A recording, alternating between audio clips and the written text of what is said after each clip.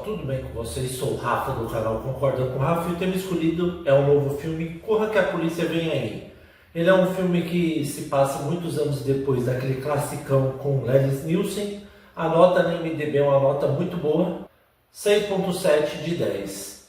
O filme é dirigido por Akiva Schaffer, ele é mais conhecido por Uma Aventura Lego. Então vamos falar desse filme aí, que mostra a história de Frank Drebin Jr., que ele aparece vestido como uma criancinha num assalto a banco, detém todos os bandidos daquelas formas bem toscas, que nem o pai dele, né? Que era o eterno e icônico Leslie Nielsen. E depois que ele consegue deter, acontece um misterioso assassinato, né? O vulgo suicídio, do tal Simon Davenport, que ele trabalha com um magnata lá, e a gente vê que ele acaba sendo morto. E aí depois que acaba sendo morto, a gente vê que ele parece uma mulher bela, misteriosa, a tal da Beth Davenport, que ela era irmã da provável vítima. E aí ela fala que o irmão dela jamais se suicidaria e que ele falou que ele ia revelar um segredo que aconteceu e ele precisava falar urgentemente com ela num dia, e aí ele acabou sendo morto. E ela fala que ele jamais se suicidaria e tudo mais. E aí ele vai até um bar, que foi o último lugar que ele apareceu, que o bar na verdade, o dono é o Richard Kane, que é um magnata da tecnologia, que ele está conversando com ele, e depois aparece a Beth, que ele até fala que o nome dela é Spaghetti, que ele acabou de inventar. E eles ficam lá conversando, enquanto ela vai cantando lá, gritando, distraindo o Richard Kane.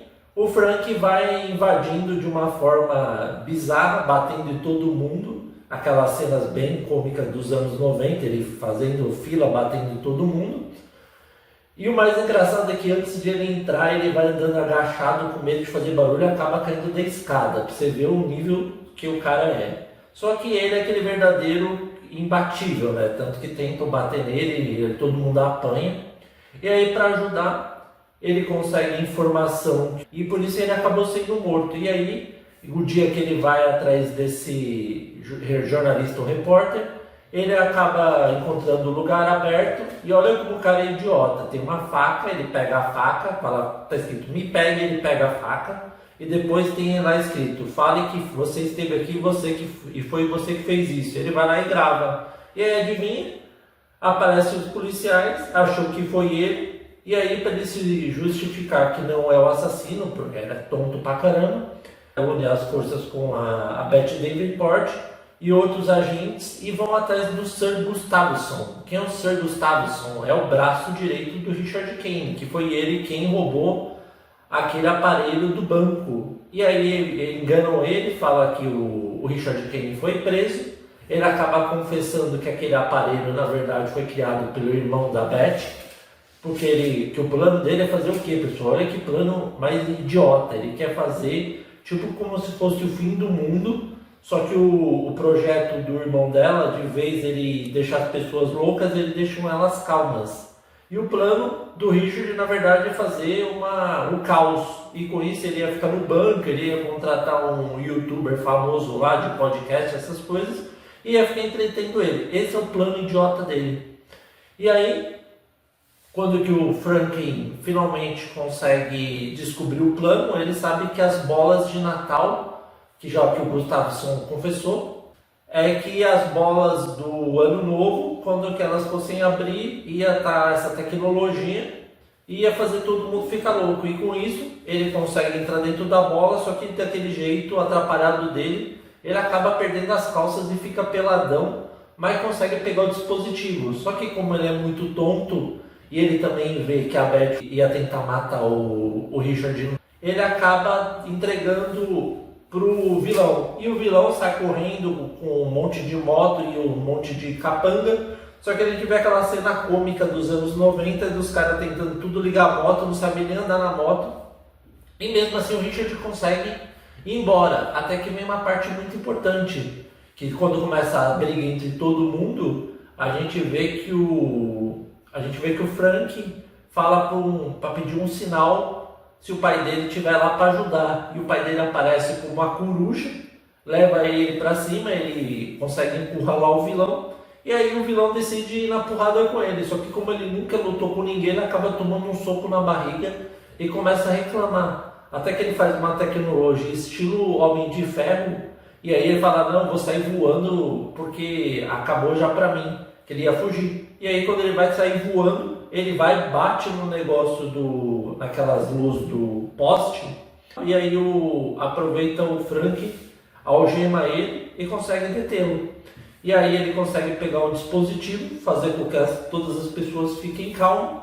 E por último, ele consegue ser readmitido, só que está com como se fosse que ele estivesse em umas férias com a Bella Beth. E aí tem a cena mais engraçada do filme, é que ele e ela ficam falando, nossa, o que está acontecendo? Por que as pessoas ficaram congeladas nos créditos, isso aí? Que aí chega a ser bem engraçado, que ele parece a reação verdadeira deles, como se eles nem imaginassem que eles fossem atores de um filme. E termina dessa forma. Então vamos para o que eu gostei e o que eu não gostei. Pessoal, o filme lembra muitos filmes dos anos 90, aquelas comédias igual do Leslie Nielsen, né, o icônico Frank Drebin, só que não o Júnior, que o Júnior é o Liam Neeson, que fez o novo ator, já que o Leslie Nielsen acabou falecendo uns anos atrás, né, fez vários filmes de comédia.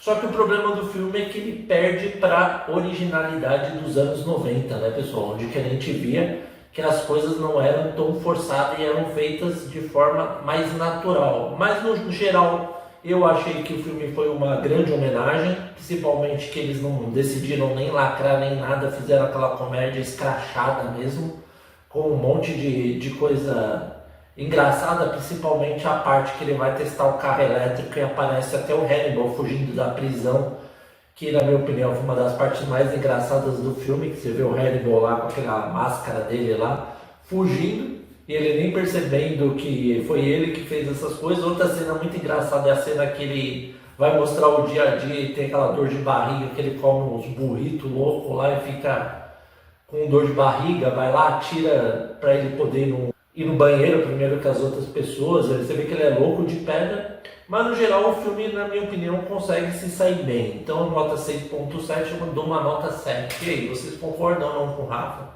Espero que vocês tenham gostado. Novos inscritos sejam bem-vindos, inscritos recorrentes continuem firme rumo aos 400 inscritos, hein, pessoal? Se você gostou, curte, se inscreva no meu canal. Muito obrigado e até a próxima.